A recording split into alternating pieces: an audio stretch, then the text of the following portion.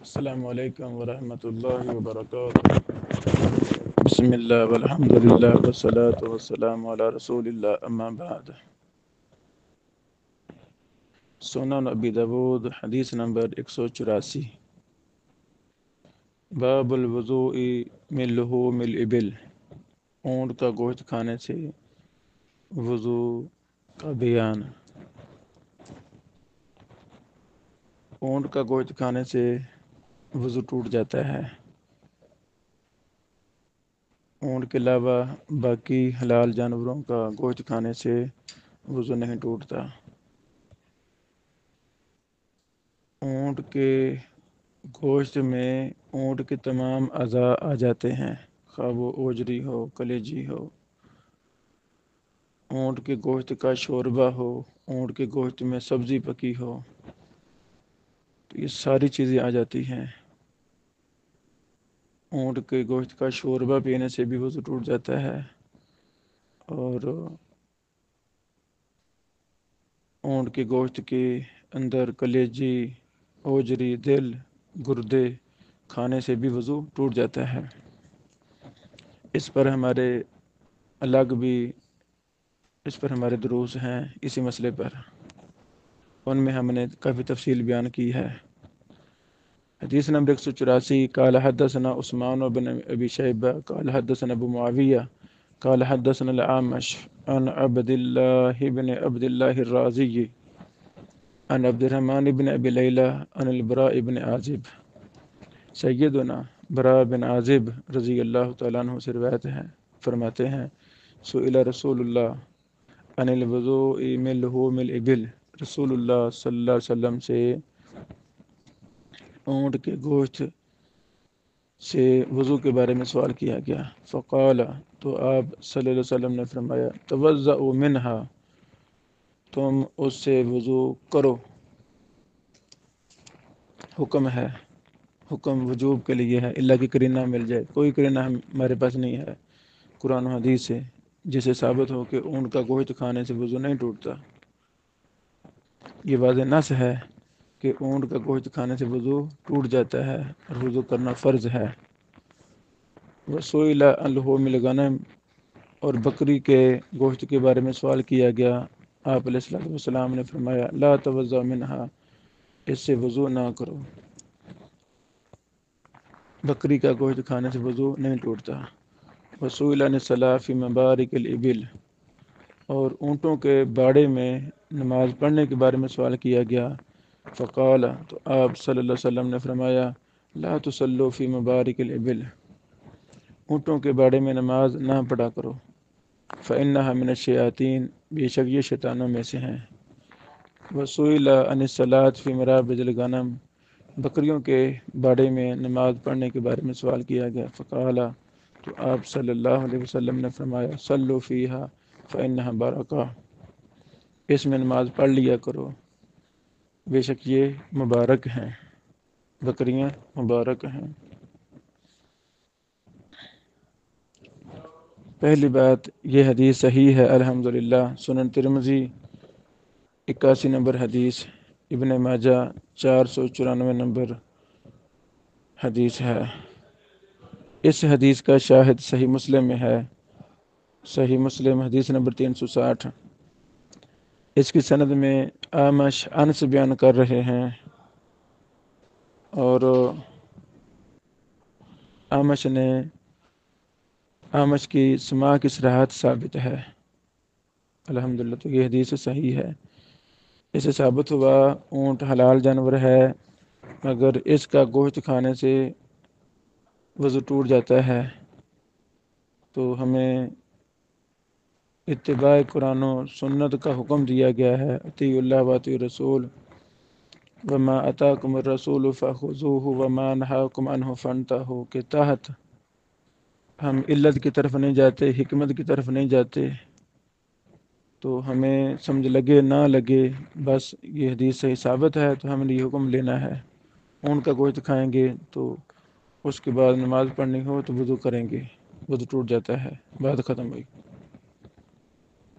بکریوں کی فضیلت ثابت ہوتی ہے، بکریاں رکھنی چاہیے اگر اللہ تعالیٰ توفیق دے۔ یہ بڑی خیر و برکت والی چیزیں ہیں۔ غریب لوگوں کو بکریوں کا کاروبار کرنا چاہیے۔ اللہ تعالیٰ توفیق دے تو آپ کسی غریب کو جوڑا بکریاں لے کے دے دیں، صدقہ کر دیں، تو انشاءاللہ یہ بہت بڑا صدقہ جاریہ ہے۔ جوڑے کی الگ فضیلت ہے، تو بکری اس میں بڑی خیر و برکت ہے۔ غریب کے گھر کو چلانے کے لیے 2-4 بکریاں کافی ہیں۔ ہمیں یہ نیکیاں کرتے رہنا چاہیے۔ خصوصاً دیہاتی ماحول میں بڑی دنیا ہے جن کو اگر ہم 2-4 10-20 بکریاں لے کر دے دیں تو وہ گھر کا سارا سرکل اسی سے چل جاتا ہے، بکریوں سے ہی۔ اللہ تعالیٰ توفیق دینے والا ہے۔ حدیث 185، باب الوضوء من مس لحم النیء من مس لحم النیء وغسلی۔ کچے گوشت، لحم النیء کچا گوشت، کچے گوشت کو ہاتھ لگانے سے وضو یا ہاتھ دھونے کا بیان۔ باب الوضوء من مس لحم النیء وغسلہ، یعنی کچے گوشت کو اگر ہاتھ لگا لیا ہے تو کیا وضو دوبارہ کریں گے، وضو ٹوٹ جائے گا، یا صرف ہاتھ کو دھویا جائے گا؟ 185 نمبر حدیث، قال حدثنا محمد بن العلاء و ایوب بن محمد الرقی و عمرو بن عثمان الحمصی المعنى، دونوں نے ایک ہی معنی میں حدیث بیان کی ہے۔ قالو، ان سب نے کہا، یعنی یہ 3 ہیں، امام ابو داود کے 3 اساتذہ ہیں جو اس حدیث کو بیان کر رہے ہیں، اور تینوں ایک ہی معنی میں حدیث بیان کر رہے ہیں۔ ان تینوں نے کہا، حدثنا مروان بن معاویہ قال اخبرنا ہلال بن میمون الجہنی عن عطاء بن یزید اللیثی قال ہلال لا اعلمہ الا عن ابی سعید۔ اللہ اکبر۔ ہلال نے کہا کہ میں اس حدیث کو ابو سعید سے جانتا ہوں۔ وقال ایوب و عمر، ایوب اور عمر راوی نے کہا، وَأُرَاهُ عَنْ أَبِي سعید، میں اس کو ابو سعید سے ہی خیال کرتا ہوں۔ ابو سعید خدری رضی اللہ تعالیٰ عنہ مراد ہیں۔ وہ فرماتے ہیں، ان النبی صلی اللہ علیہ وسلم، بے شک نبی علیہ السلام، مر بغلام، ایک لڑکے کے پاس سے گزرے، ایک غلام کے پاس سے گزرے، یسلخ شاطن، وہ ایک بکری کی کھال اتار رہا تھا۔ یسلخ کھال اتارنا، وہ ایک بکری کی کھال اتار رہا تھا۔ فقال علی رسول اللہ، تو نبی علیہ السلام نے اس کو کہا، تنہا حتی اریکا، ایک طرف ہو جاؤ میں تمہیں دکھلاؤں۔ کیا مطلب؟ آپ پیچھے ہٹیں، میں آپ کو کھال اتار کے دکھاتا ہوں کیسے اتارنی ہے کھال۔ فَأَدْخَلَ يَدَهُ بَيْنَ الْجِلْدِ وَاللَّحْمِ، تو رسول اللہ صلی اللہ علیہ وسلم نے اپنا مبارک ہاتھ اس کے گوشت اور چمڑے کے درمیان داخل کیا۔ فَدَاحَسَ بِهَا، اللہ اکبر، اور اسے دنسایا، زور دے کر ہاتھ کو نیچے کیا، دنسایا، حَتَّى طَوَارَتْ لِلْإِبِطِ، یہاں تک کہ بغل تک چھپ گیا۔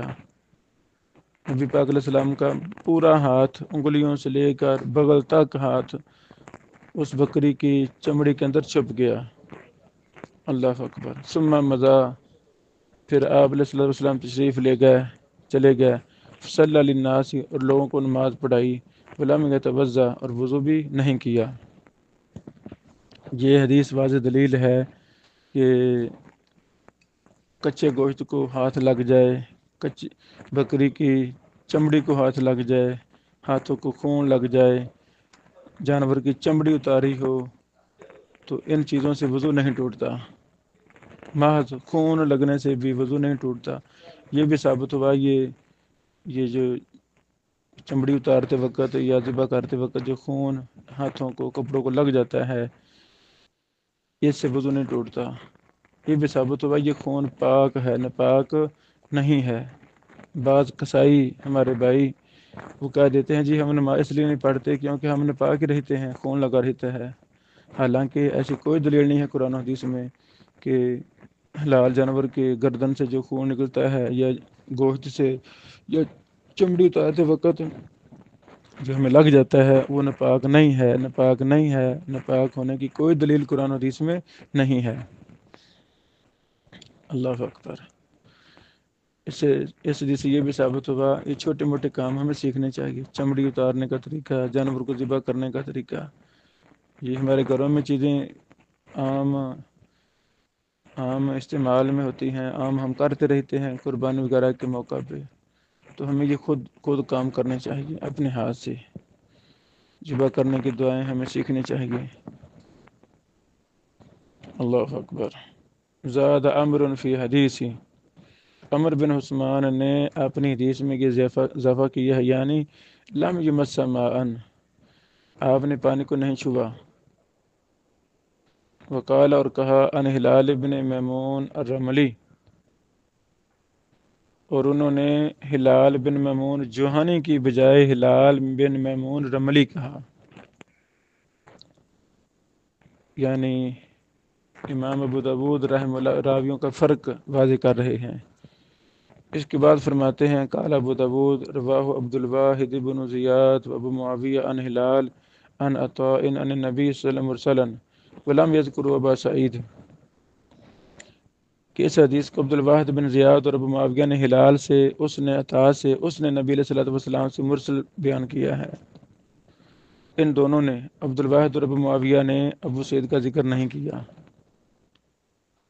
یعنی ابو داؤد رحمہ اللہ پہلے اس حدیث کو متصل لائے ہیں، مرفوع لائے ہیں، پھر وہ سند ذکر کر دی ہے جس سے یہ مرسل مروی ہے. الحمدللہ یہ حدیث صحیح ہے. ابن ماجہ میں بھی ہے 3179 نمبر حدیث. الحمدللہ. اس سے ثابت ہوا، کچھ بات ہم نے کر دی ہے، اور یہ بھی ثابت ہوا کہ رسول اللہ صلی اللہ علیہ وسلم اس انسانیت کے سب سے بڑے معلم تھے، اور آپ کا معلم ہونا ہر لحاظ سے تھا، ہر شعبہ سے تھا. اللہ اکبر. اگر کوئی نوجوان، کوئی غلام، کوئی لڑکا بکری کی کھال اتار رہا ہے تو آپ نے اس کو بھی طریقہ سمجھایا ہے بھی کھال ایسے اتارنی چاہیے. اللہ اکبر. ابھی پچھلے بدھ، سابقہ بدھ، ہمارا ایک یہاں بہت بڑا حفلہ تھا الریاض میں، ماشاءاللہ کبار شیوخ بھی تھے. ان میں سے ایک شیخ محترم کچھ تحائف لائے، ان میں کھجوروں کے پیکٹ بھی تھے، جو پیک شدہ ہوتی ہیں کھجوریں اچھی اعلیٰ قسم کی. تو شیخ محترم نے علماء کرام کو مخاطب کر کے سمجھایا کہ اس کو کیسے کھولنا ہے. انہوں نے چھری لی اور چاروں طرف سے اس کو کاٹا، جو کونے چاروں طرف سے باہر نکلے ہوئے تھے ان کو کاٹا، اور پھر بڑے اچھے انداز میں ساتھ کرتے رہے، ساتھ سمجھاتے رہے کہ ایسے کاٹنا ہے، یہاں سے دونوں ہاتھوں سے کھجوریں آپ باہر نکال لیں، جتنے چاہیے توڑیں، بڑے پیارے انداز میں ٹوٹ سکتی ہیں. یہ سارا کچھ کرنے کے بعد اس شیخ محترم حافظہ اللہ نے بتایا کہ میں چاہتا ہوں آپ کو کہ میں کوئی خیر کی چیز آپ کو سکھا دوں. تو فرمانے لگے کہ میرے ذہن میں یہ آیا، میں کھجوریں تحفہ بھی دینا چاہتا ہوں آپ علماء کو، اور یہ میں طریقہ بھی سمجھانا چاہتا ہوں. اللہ اکبر. جب ہماری یہ نیت بن جائے گی، خیر و برکت والی نیت، تو ہم ہر موقع پہ سمجھاتے رہیں گے، معلم بن کے رہیں گے. اللہ شاید یہی باتیں، سمجھانے والی باتیں وہ نسلوں میں جاری ہو جائیں، دنیا میں وہ عام ہو جائیں، تو وہ صدقہ جاریہ بن جائیں. ماشاء اللہ ماشاء اللہ. تو اس سے یہ بھی ثابت ہوگا کہ جانور کی چربی وغیرہ وغیرہ اور خون لگنے سے طہارت میں کوئی فرق نہیں پڑتا. یہ بھی کہ انسان کو بہادر ہونا چاہیے، نازک مزاج نہیں ہونا چاہیے کہ چھوٹے چھوٹے کام بھی انسان نہ کر سکے، آگے سے کرواتا پھرے۔ اللہ اکبر۔ حدیث نمبر 182، باب ترک الوضوء من مس المیتہ، مردار کو ہاتھ لگانے سے وضو نہ کرنا، وضو چھوڑنے کا بیان۔ 186 نمبر حدیث، قال حدثنا عبداللہ بن مسلمہ قال حدثنا سلیمان یعنی بن بلال عن جعفر عن ابیہ عن جابر، سیدنا جابر رضی اللہ تعالیٰ عنہ سے روایت ہے، ان رسول اللہ صلی اللہ علیہ وسلم مر بالسوق، کہ رسول اللہ صلی اللہ علیہ وسلم ایک بار بازار سے گزرے، داخلا من بعض العالیہ، آپ اوالی مدینہ کی جانب سے تشریف لائے تھے۔ اوالی مدینہ، بالائے مدینہ، مدینہ منورہ کے اوپر والے اونچائی والی جانب سے، جیسے ہمارے دیہاتوں میں ہٹھاڑ اتاڑ کہہ دیتے ہیں، اتاڑ اوپر والا حصہ، ہٹھاڑ نیچے والا حصہ، ایسے عربوں میں بھی اوالی کہہ دیتے ہیں اوپر والے حصے کو۔ والناس کنفتیہ، اور کچھ لوگ بھی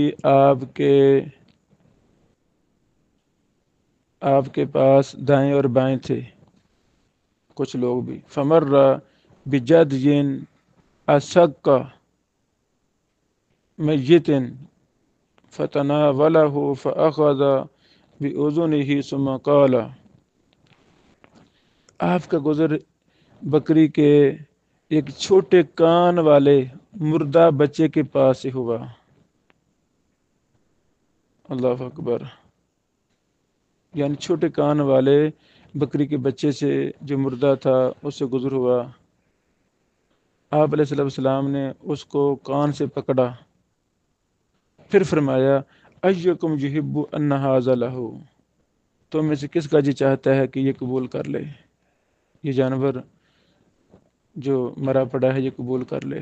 وساق الحدیث، اور راوی نے حدیث کو بیان کیا۔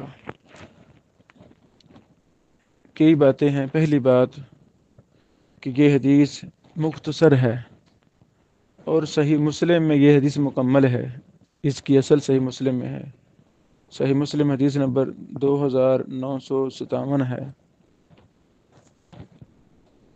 صحیح مسلم میں مفصل حدیث اس طرح ہے، رسول اللہ صلی اللہ علیہ وسلم نے فرمایا، تم میں سے کون چاہتا ہے کہ اس کو 1 درہم کے عوض لے، اس مردہ بچے کو؟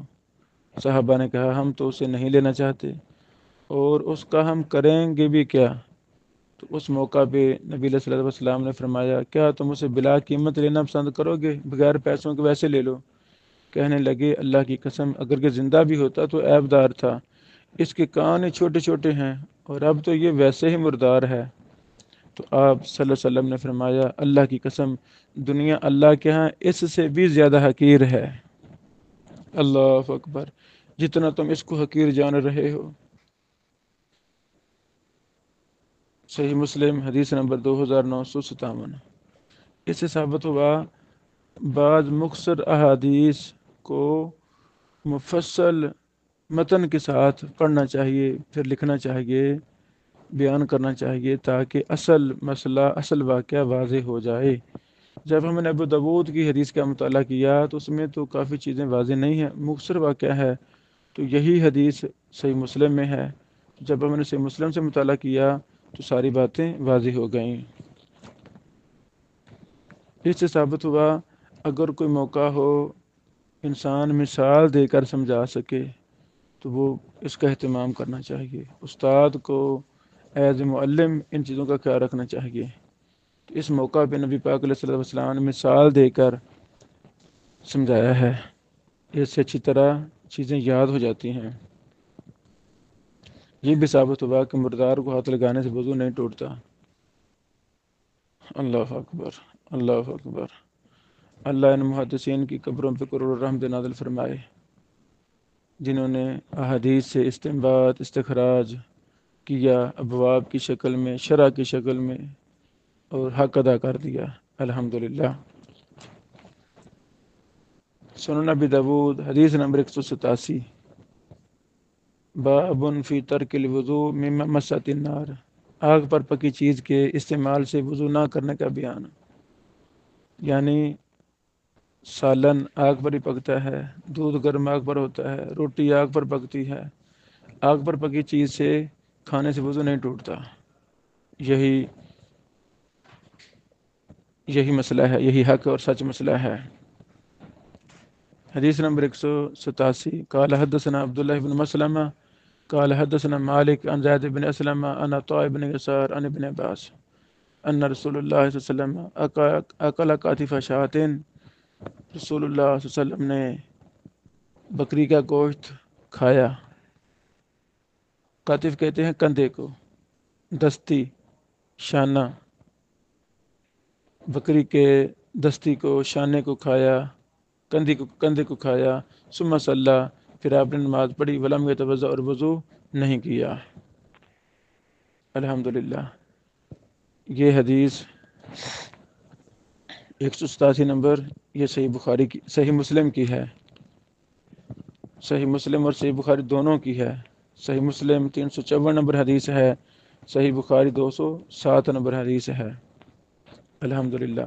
اور یہ ناسخ ہے، پہلے مسئلہ تھا وہ منسوخ ہو چکا ہے۔ اب قیامت کی دیواروں تک یہی مسئلہ ہے کہ آگ پر پکی ہوئی چیز کھانے سے وضو نہیں ٹوٹتا۔ 188 نمبر حدیث، قال حدثنا عثمان بن ابی شیبہ و محمد بن سلیمان الانباری المعنى، قال، دونوں نے ایک ہی معنی میں حدیث بیان کی، دونوں نے کہا حدثنا وکیع عن مسعر عن ابی صخرہ جامع ابن شداد عن المغیرة ابن عبداللہ عن المغیرة ابن شعبہ قال زفت النبی صلی اللہ علیہ وسلم ذات لیلہ، ایک رات میں نبی پاک علیہ السلام کا مہمان ہوا۔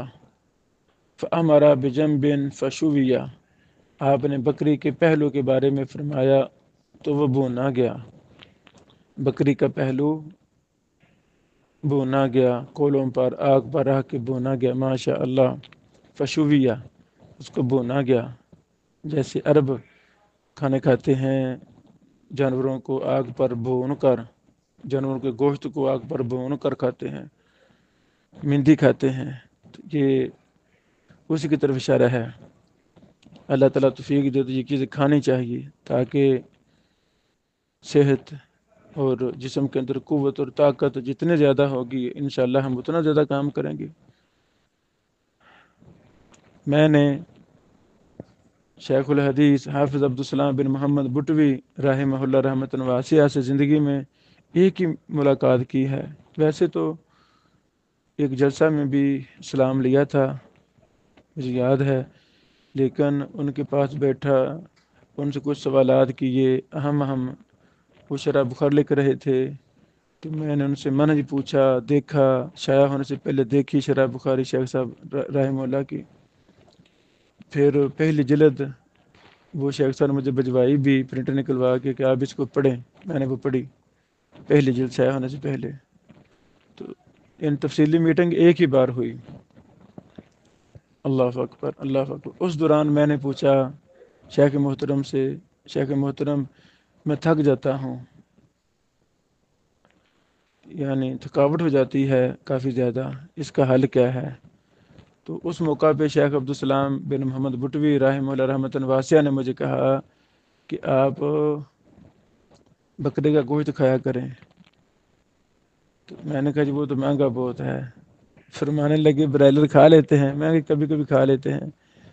تو فرمانے لگے برائلر کا گوشت نہیں کھانا، وہ پیسے جمع کرتے رہیں، جب دیکھیں کہ کلو 2 4 کلو 5 کلو گوشت بکرے کا آ جائے گا تو انہی پیسوں سے بکرا گوشت لے لیں۔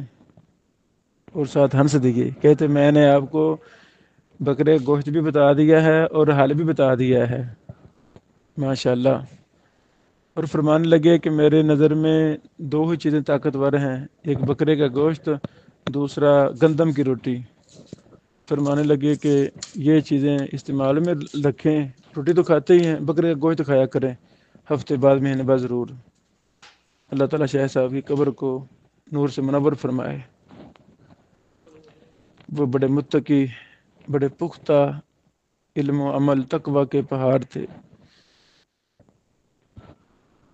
اللہ اکبر، وہ کبار محدثین کے شاگرد تھے۔ اللہ تعالیٰ شیخ صاحب کی حسنات قبول فرمائے، آمین۔ فَأَمَرَ بِجَنْبٍ، آپ علیہ الصلوٰۃ والسلام نے بکری کے ایک پہلو کو حکم دیا، فشویہ، وہ بونا گیا آگ پر، کولوں پر، وَأَخَذَ شَفْرَہ، اللہ اکبر، آپ نے چھری پکڑی، فَجَعَلَ يَهُزُّ لِي بِهَا مِنْهُ، اس سے میرے لیے کاٹنے لگے ماشاءاللہ، مہمان کے لیے محمد رسول اللہ صلی اللہ علیہ وسلم بنے ہوئے بکری کے پہلو سے گوشت کاٹ کر اس کو دے رہے ہیں، بھی کھائیں جی کھائیں جی۔ اللہ اکبر، اللہ اکبر۔ فجعل یحز لی بها منہ، تو ہمیں بھی ایسے ہی مہمان نوازی کرنی چاہیے۔ قال، راوی کہتے ہیں فجاء بلال فآذنہ بالصلاۃ، سیدنا بلال حبشی رضی اللہ عنہ آئے اور آپ علیہ السلام کو نماز کی اطلاع دی۔ نبی پاک علیہ السلام، نماز کا ٹائم ہو گیا ہے، آ جائیں، تشریف لائیں، نماز پڑھائیں۔ اللہ اکبر۔ قال، راوی کہتے ہیں فألقى الشفرہ، آپ علیہ السلام نے چھری کو رکھ دیا۔ وقال، اور کہا ما لہ تربت یدا، اللہ اکبر، اللہ اکبر، چھری رکھ دی، فرمایا اسے کیا ہوا ہے؟ تربت یدا، خاک آلود ہوں اس کے ہاتھ، وقام یصلی، اور نماز پڑھنے کھڑے ہو گئے۔ یہ واضح دلیل ہے کہ اگر امام کھانا کھا رہا ہے، جماعت کا ٹائم ہو گیا ہے، تو اسے مقتدیوں کا لحاظ رکھتے ہوئے کھانا چھوڑ دینا چاہیے اور آ کے نماز پڑھانی چاہیے۔ امام بخاری رحمہ اللہ نے اس حدیث سے یہ استدلال بھی کیا ہے صحیح بخاری کے اندر، اور بھی محدثین نے کیا ہے۔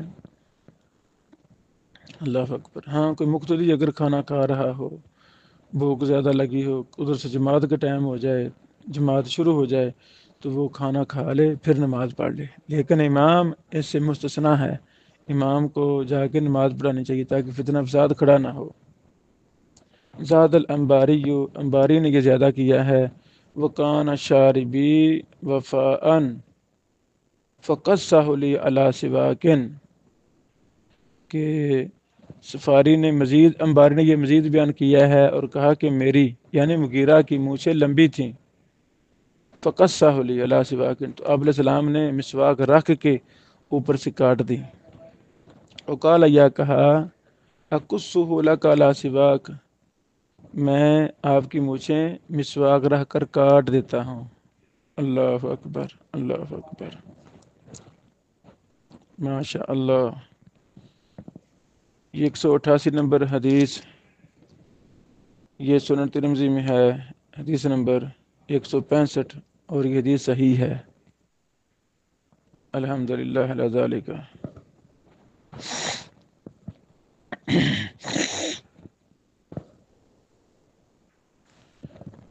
اس حدیث سے کئی مسئلے ثابت ہوتے ہیں کہ نبی پاک علیہ الصلوۃ والسلام صحابہ سے کتنا پیار کرتے تھے، کتنا احترام دیتے تھے۔ تو ہمیں بھی اپنے شاگردوں سے، اپنے نسلوں سے، اپنے متعلقہ مقتدیوں سے پیار محبت والی فضا رکھنی چاہیے۔ جتنا ہی انسان نرم دل اور پیار کرنے والا، محبت کرنے والا ہوگا، اتنا ہی وہ اپنی اولاد کے ہاں محبوب ہوگا، اپنے مقتدیوں کے ہاں محبوب ہوگا۔ ترش مزاج انسان ہمیشہ خسارے میں ہوتا ہے، پھر کہتے ہیں جی ہمیں وہ بھگا دیتے ہیں مسجدوں والے، مدرسوں والے۔ نہیں، اس میں ہماری کمی ہوتی ہے، ہمارا اخلاق اس لیول کا ہوتا نہیں جو ہونا چاہیے۔ تو اللہ تعالیٰ ہماری صلاح فرمائے۔